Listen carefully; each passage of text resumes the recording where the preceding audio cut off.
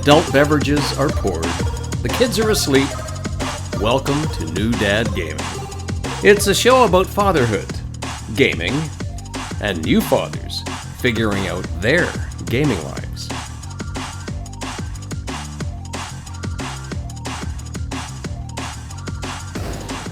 My name is Trevor, and I have a 6-year-old and an 8-year-old. And I'm Jeff. I have a 13-year-old and a 10-year-old. Each week, we try to show that just because you became a dad Does not mean it's game over. and such amazing gaming dads. We had a couple responses from our last week's quiz. Thanks to everybody who wrote in. So we had asked, the gaming awards had just come out, and gaming dads, like, what's your picks? What's your top? What game do you think should win, or what game do you think got snubbed? So got a couple answers sent over to us at Twitter. First comes from good friend of the show, DJ Ronnie B, who goes, game of the year for me is Final Fantasy 16. Good pick. Good pick. I thought Jeff would like that one. Yep. Let me read this thing, then I'll have a question for you. One that I think got snubbed, maybe not for game of the year, but another category is Hogwarts Legacy. While it didn't do anything new or innovative, it was a very fun game, IMO. So, absolutely. And I definitely agreed with that one, too. I know plenty of people who played it front to back. It's like, this is great. This is just a lot of fun, which is really cool to see given the property. Again, it's one of those ones where they could sort of just dial it in at some random knockoff of a different one, but it looks like they actually went for it. And that's a good one. Now, Final Fantasy 16, have you touched that at all recently, Jeff? Not recent. I beat it and then kind of shelved it. Okay. So it is like past that. Did it prompt you to go back into Final Fantasy Online at all? It did. As soon as I finished it, I did. Hop back in and continuing it just off and on. Okay, this is a true story. You have to trust me on this. But I remember finishing Final Fantasy 9. Okay. And loved it. It was great. But I was sad. It's kind of like the usual RPG sadness that comes. Yeah. Yep. You've built up your characters, you learned all the stories, and then it's over. There's no more game. And I swear to you, I had the thoughts, like, it'd be great if this story just like kept going on forever, and it was like big, and it was open, like there's a big world, and they just kept expanding it every year.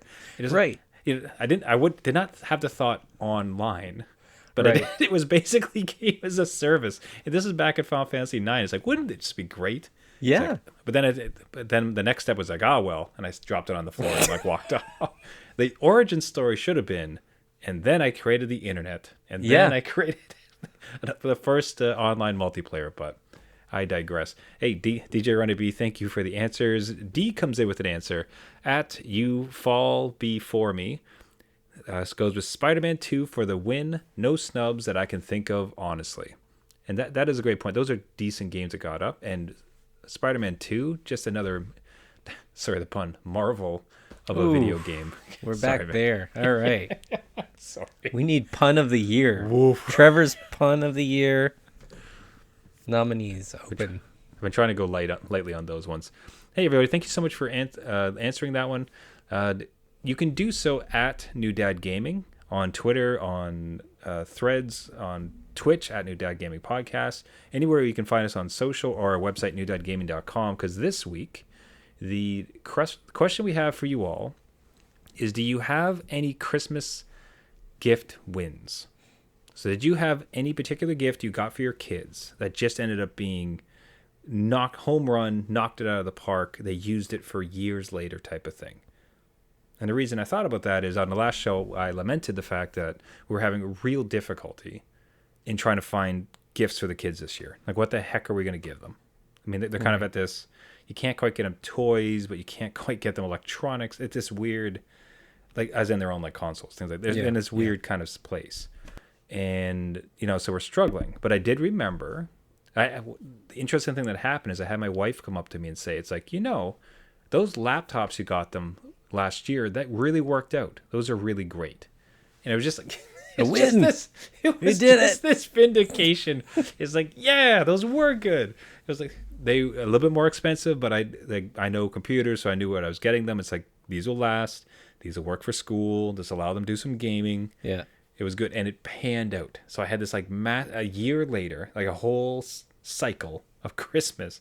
These things are still going. It was a great gaming dad win, which prompted me to ask you, gaming dads out there, Do you have any Christmas gaming dad wins? Write in at New Dad Gaming, newdadgaming.com. More pertinent to the immediate show, Jeff, yourself, did you have any gaming dad wins for Christmas? So I have a win and a fail. Those are the best. It's a win for me to hear it. That's true. A win all around. The one I'm talking about, though, I think my youngest at the time was about 5 years old and asked for a blue cake. So what? A blue cake, like an edible cake. round, just sheet cake kind of thing. One cake, please. One cake. Did you not give them a gift for their birthday? Well, now it's on just, their birthday? These presents. The cake is your present. I don't know what you're talking about. But no, that was the wish for Santa, to give them a blue cake. So went over well. That was a win. Wow. Did not last the full year cycle like you're talking about. Like, I do like the I would almost suspect. I would say I'd have a hard time believing them. It's like, is this a prank? Like, are you gonna record me and this is just a silly goof? This for you. But it sounds like they received it. They're like, yay, this is great, and ate it, and was happy, and thus you won. Total win, over the moon. Got everything they asked for in this cake. Like, it had a J on it for their first name. Like, the whole thing perfect went over well. So that one, again, didn't have that full cycle. What I will say, the next one, 2 birds, 1 stone, Dad and Mom won, as well as the kids, where they asked for desks for their bedrooms. And then they open up the drawer and there's cake. You never believe it. Santa's busy making cakes and IKEA furniture. I will say it was amazing. That one lasted a long time just to get together. And then now they still have those desks. So that's lasted a few years yet. And again, gaming dad win as well as parenting win, because they needed desks at the time. It just so happened to be a Christmas gift. That's wins across the board. Okay, because they want the desks and you're going to get them desks. Great. Okay, so you've gotten what you wanted. Hooray. Yeah. But it's like, for them to ask you that, like, in the back of your head, you must have been screaming with joy, because it's like, I have to do this. Like, I have to get you desks. This is great for me. Yeah, the poker face was like it had to be intact for that, because it was one of the things like, sure, let's go and pick one out that maybe Santa can bring you, and then we could see. I don't know. You're gonna have to be awfully good. I don't know. Yeah, right? Like, maybe next year Santa will give you a bed sheet. Who knows what will happen. Now, new socks, new pillowcases. Look at this. We won't belabor the point, but like, paint the scene. Was it, all right, kiddos, good night, and then you slowly come down the stairs to look at the unopened IKEA boxes, like, oh God, I gotta have to put this together tonight. No, it was lugging it up from the crawl space, and those things weigh a ton when they're compacted in like one huge thing, and climbing up the stairs with them, and then thunk, trying to wrap them. And I'm like, oh God, this is gonna be quite the day to build 2 desks. I have nightmares of Allen keys that night. Good luck, kids. Away you go. Assemble it. That's going to be your whole day. There you go. You even get to build it. It's like Lego. Win. Yeah. All right. As we said, hey, Gaming Dads, you have a particular gift that was a big winner for you, reach out to us, newdadgaming.com, or on our socials at newdadgaming. Speaking of Christmas and almost Christmas coming early, your Gaming Dads here got another big stroke of luck. Nintendo reached out again. We were unbelievably fortunate. We were gifted some Super Mario RPG codes. Yes. I just, like, Jeff, I'm not going to kid you, like, Jeff and I joked about how wonderful that would be, because it seemed a bit ludicrous. Like, it'd be overly generous. Like, wow, could you imagine if they gave us like this new game that we want? They've been so wonderful to us already. And it happened, yeah. And these codes showed up. And again, like, per our policy, we only discuss review titles that we like. And the fact that we're talking about it would mean that I suppose we like it, don't we, Jeff? Yeah, no, this is one that I was looking forward to just even playing again. I don't know about you, but if you played the original, I think I rented it from like Blockbuster one time and never completed it. So going back into it, I can finally live my childhood dream of finishing Mario RPG Got 30 it. years later. You hit the nail absolutely on the head. So our backstories exactly aligned. So this Yeah. was one that I rented, and I rented a few times, and I never got to beat it. And it has I don't know about yourself, but this one has ruined other RPGs for me, in a sense that every RPG, didn't matter which one after the fact, and I think this probably actually started below. I think what happened. Let me walk you through a story here. Okay. So playing the original Final Fantasy on Nintendo. You talk to a Yes. friend who talked to a friend who talked to Daryl, whose sister knew someone at Nintendo. It's like, oh, did you know that if you hit the button at the exact time your guy hits, you can get extra hit points? And it's like, oh, I didn't know that. Thanks for that. Now, it's a lie. That's not what actually happens. Right. But the entirety of my RPG career, often I would find myself tapping the button whenever my character would go to hit the other character. Really? Right. Okay. All right. Ever since Okay. Nintendo. I don't know how I got in my head, right? And then this game canonized it. This one knows, it's like, actually, hey, if you time yourself, you get extra points. And I would swear to you, sir, that it was, they had listened to the fandom of like, hey, do you know that there's all these rumors in our games that if you hit, in an RPG, if you hit the timing just right, it'll get extra bonuses? And they just like put it in. They're like, let's make people use this skill and just bake it into their brains. So the reason, so that has stuck with me for the entirety of my gaming RPG career. Wow. Where every game I always had this like intuition, this like natural kind of trigger to hit it. But the story was fantastic. The characters are awesome, like cute and charming, oozing with personality. The game mechanics are fun. It's a classic material. It's a classic Nintendo game where it takes some known things about a genre, but then turns it on its head and just makes it like fun and interesting and dynamic and like you get invested in all these great parts. So to experience it again, but now on a modern console with modern accommodations, beautiful graphics. I don't remember. Do you remember on the original if it had, right when you start, there's the two options. Is it The difficulty ones? yeah, the difficult. Did they originally have the difficulty setting? I don't know. I don't remember that as a kid. I think it was just, or maybe I was just too excited just to play it. And I just like slam A button to get through. But I don't think they did. Yeah, Could be wrong on that. I think it was a different time. I'm pretty sure they didn't. But either way, it's like to see this again. I get your take on it. Like what I've found really interesting is that it feels so small. Like it feels very intimate in a sense. Like all of the spaces are like kind of smaller and like tiny. It's like playing a little diorama, right? Yes. Like you're in this like little kind of glimpse into this world instead of a sprawling open world that I think we're all kind of maybe a little exhausted from. So the stakes are set. They're relatively high, but the story it's condensed. It's small. Like so it's excellent.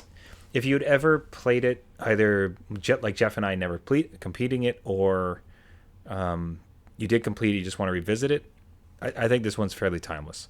I think it's worth a look. I absolutely agree. And I would say even just adding from the gaming dad perspective of having your kids try it out, it's a good intro RPG to those mechanics, right? Like Amazing there's very point. simplistic systems.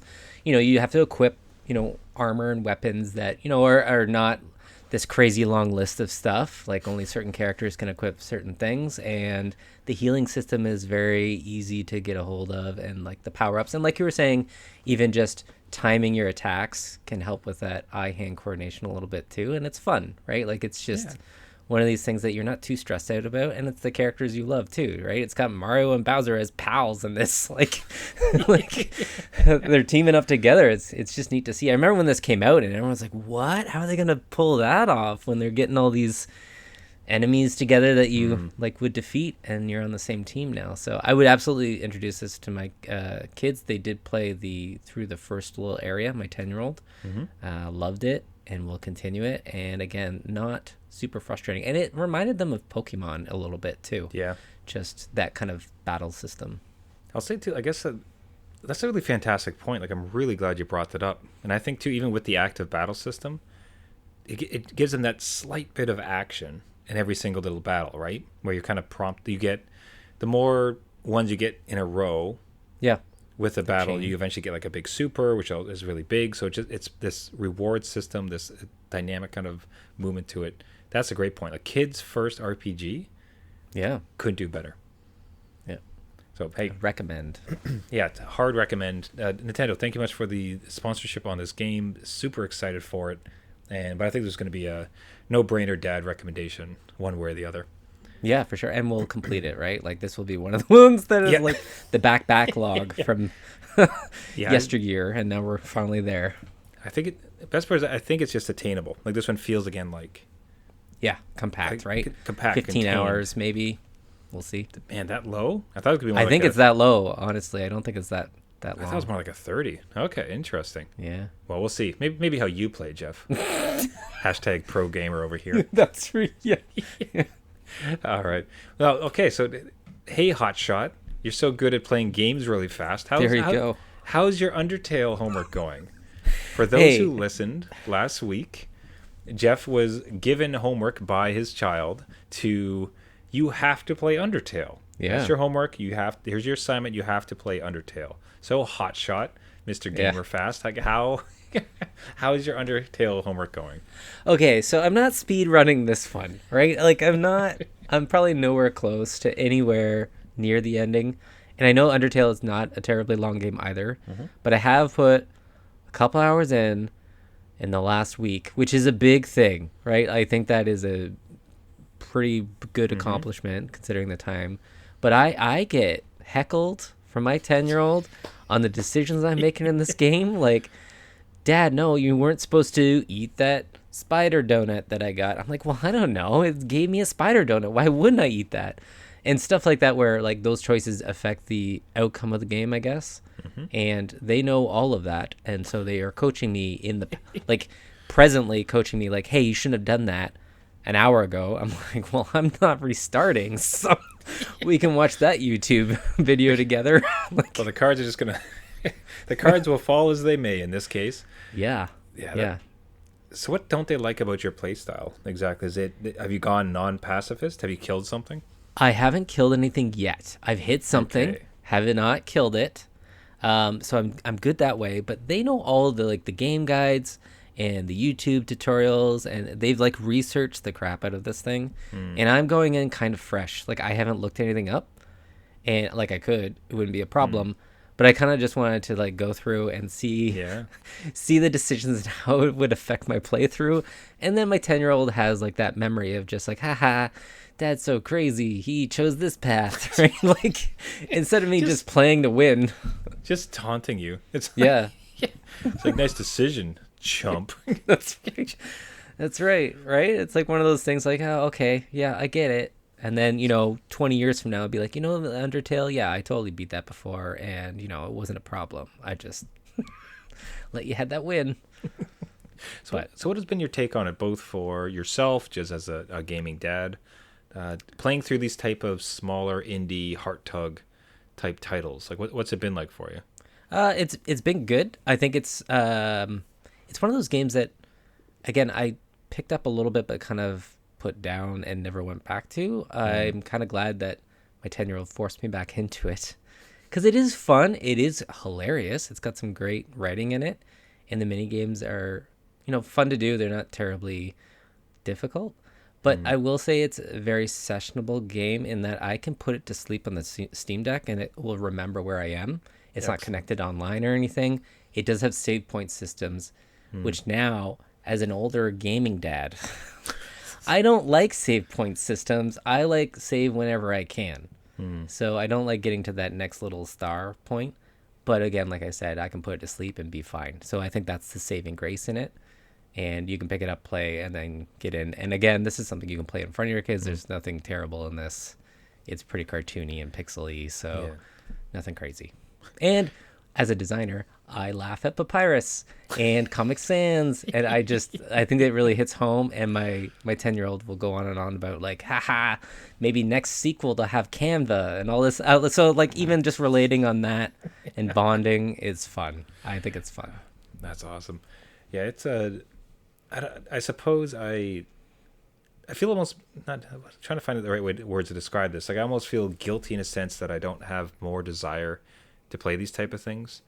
Where and I ended up playing it. It's one of those ones that now will stay with me forever. Like it was just such a beautiful little journey. Enjoyed the heck out of it. I got to the end on a pacifist run, but couldn't beat the end boss. And it's like, you know what? I'm not going to spend 4 hours memorizing this. And I just went to YouTube and I watched all the different endings. Because that was a gaming dad thing. But I still consider it beat. Like, Yeah. And I dislike myself in a sense that I would have benefited so much from just playing this game. Like putting aside, because what I'm looking for, because my gaming time as a dad now is so limited, is that it's like, well, I better play something kind of like bigger or bombastic or better, quote unquote, better use my time. That's kind of building towards something, be it play Diablo 4, play Marvel Snap, play even NHL, where there's something persistent as opposed to like a tiny 10, 15 hour game, right? Yeah. And that's such a wrong-headed approach to it. And I think that's one of the better lessons, if you want to call it that I learned from Undertale. It was just like, the whole world of gaming that I'm missing if I get too caught up with, quote unquote, maximizing my game time now that it's like limited as a dad. I don't know if anything that's strict, but I think you're a bit better than I am with playing, just letting yourself play more games than I am. Well, not better, but I can. I'm not saying you're a better person. I'm saying it's like you're better Hey, at. I'll take that compliment. Also that too, but anyways, like you're better at letting yourself play more types of games. Yeah, I think I get where you're coming from though on this. Like I'm still playing Fallout 4, so I will like totally go into apocalypse, if far in the future, and then come back to this game as like a little break. It's like it's almost like a little snack in between these meals of huge games, right? And I think that's what you need, because I get so overwhelmed with some of the expansiveness of something like Fallout that I almost have that, like, I don't know if I want a game tonight because I don't want to get into that world and like really think about my next action, whereas Undertale kind of guides you along, and it's like that short, it's almost like Super Mario RPG again, right? It's just this kind of fun, it's gamey, it's just a game, you can play it. There's no real, like, you can't really make a choice here and then never complete the game, whereas Fallout 4, you could totally pump your skills the wrong way and have to go find a mod to undo them. Maybe I have that experience, I don't know, but it's just, it's like a little treat in between the meals is how I look at it. Okay, that's a great way to put at it. So hey, gaming dads, if you never, so congratulations on your homework, Jeff. Glad you. Like you're seeing this through. You haven't beat it yet though, right? No, I haven't. Okay, so I'll be curious. I'd like you to get to the end and kind of get your big take on it. Though I think you've seen all the endings by now, given that your kid has beat it ad nauseum. I've seen, from what I've seen, like 2 of them. So I don't know how many there are, but I've at least seen 2 from my 10-year-old. Yeah. There you go. Now, that's all fine and good, but your work is just beginning, sir. Because as soon as you go ahead and tell the story, but as best as I understood it, you have even more homework somehow. This is when you have kids and one does something and the other one just wants to copy. But now it's the older one heard about my younger one giving me homework, and they themselves took my Steam Deck with them and downloaded a game called Shady Knight and said, "Hey, Dad, you need to play this game because it's really good. I had really fun, like a lot of fun with my friends, and you'll really, really like it. And this is your homework. You have to play this." So now I got double homework. I'm loaded up for the weekend here. Like, oh, cool. We can give Dad homework? Awesome. I'm going to do that too. Like, it's payback. It's payback. Yeah, that's what it is. The gaming dad homework. I mean, like, I love it and hate it at the same time. Depends on the game. I don't know. So there's a couple layers to unpack here. And first, let's discuss your child just taking your Steam Deck and installing a game. Now, did you see them? Did they ask you if they could do this, or was it a surprise?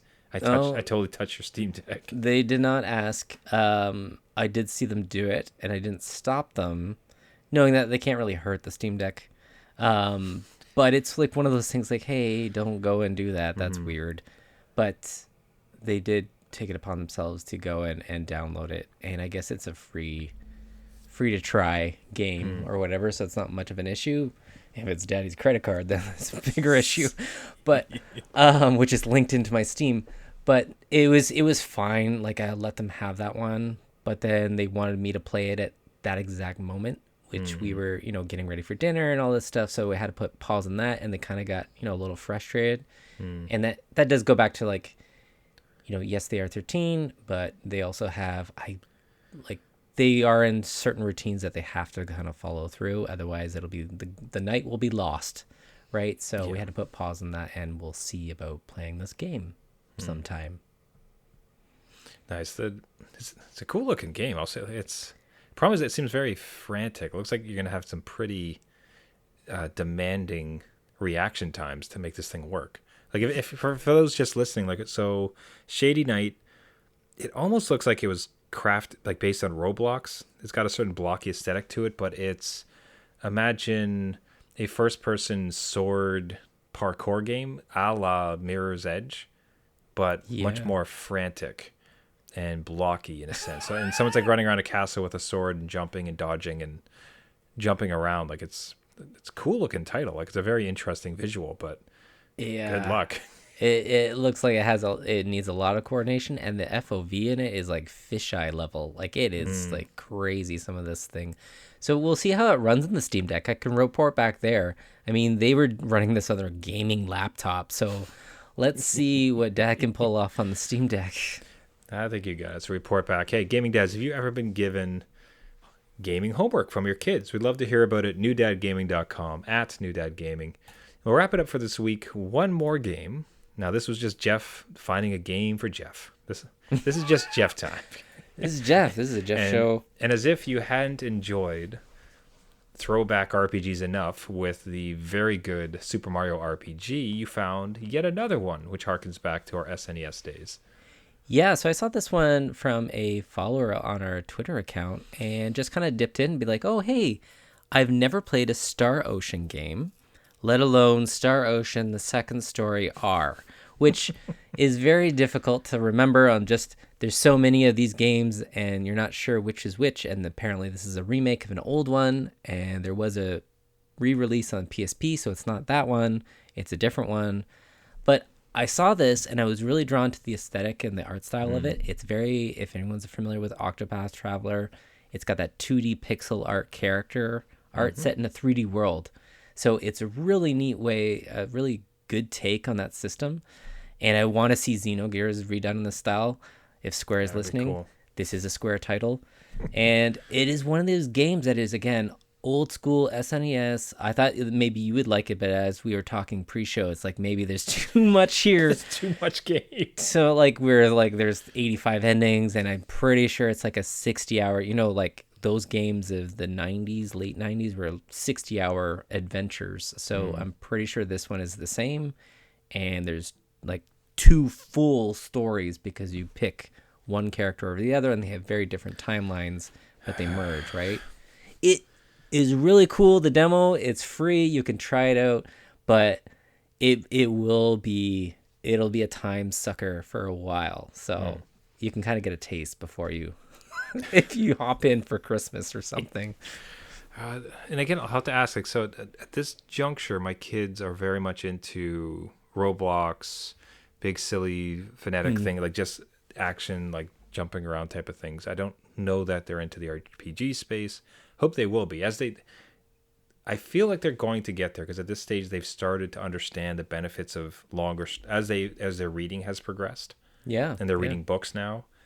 They've started to appreciate the benefits of a longer story and kind of like that medium, and an RPG really kind of ties into that, I find.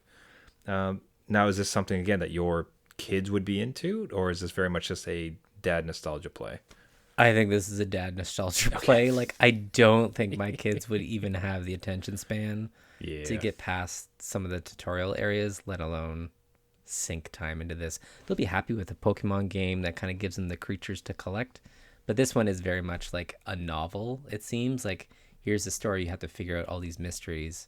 I think they get lost pretty quickly. Even my 13-year-old wouldn't be into this yet. Yeah. It is a gorgeous aesthetic, though. I think they've really hit on something between this and... So what was it, Bravely Default? Bravely Default, Octopath Traveler. I think the Diofield Chronicles. Like they're really playing with this kind of 2D, 3D stuff, and I love it. I think it's a good mix. No, it's just fascinating. Like it gives you all the nostalgic feelings while playing with some of the. It's playing in the space, which is really cool. It's subverting expectations, so it ends up looking and playing fantastic. So it's really cool. Hey, good. More games, more hours. You didn't have enough. You didn't have enough, Jeff. You didn't have time?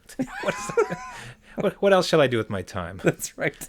I have no time, and yes, I must game. Everybody, that'll wrap it up for the week. Thank you so much for listening. This has been New Dad Gaming. If you like the show, you can find this podcast on any of your major podcasting networks. You can find us on Google Play, Spotify, iTunes, Caster, anywhere where you get your podcast. Just search for New Dad Gaming. If you do find us, two things really help out the show. If you subscribe, and if you leave a rating or a comment, or both. That really helps promote the show. That really helps send out the signal so other gaming dads, dads assemble every week as we try. We would really appreciate it if you could take a moment and do that for us. And again, do you have an answer? So this week we are asking, do you have any Christmas gift wins? Did you give any Christmas gift to your kids and it worked out really well? Like just an absolute 10 out of 10 year. We'd love to hear about that. On Twitter, @NewDadGaming, same with Threads, or you can reach us at our website, newdadgaming.com. We'd really love to hear from you. Everyone, thank you so much. Until next week, my name is Trevor, and I have a 6-year-old and an 8-year-old. And I'm Jeff. I have a 13-year-old and a 10-year-old that both gave me homework. But they're games, man. That's the best. That's right. It's gaming homework. That's the greatest dad success we've had in some time. Yeah. Remember, everybody, just because you became a dad does not mean it's game over.